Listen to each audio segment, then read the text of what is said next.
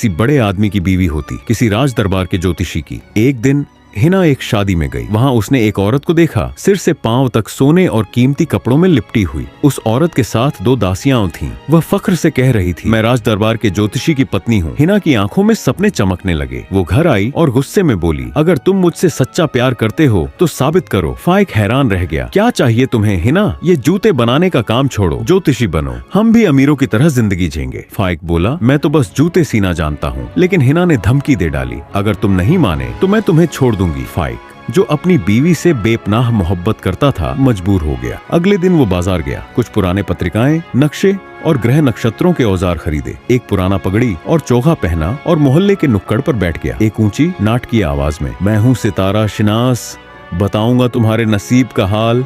सूर्य, चांद और सितारों की चाल मेरे इल्म में है। लोग हंसने लगे, अरे फाइक, जूते छोड़कर सितारे पकड़ने चला है। मगर फाइक चुपचाप बैठा रहा। उसी वक्त शहर के रईस जमालुद्दीन का नौकर वहां से गुजरा। जमालुद्दीन का कीमती नीलम चोरी हो गया था और वो बहुत परेशान था। नौकर ने सुना और तुरंत जाकर मालिक को बताया। जमालुद्दीन खुद आया और बोला, अगर 6 घंटे में मेरा नीलम मिल गया तो 200 अशरफियाओं दूंगा, वरना धोखेबाज समझकर तुझे काजी के सामने ले जाऊंगा। फाइक के तो होश उड़ गए, पसीना पसीना हो गया। उधर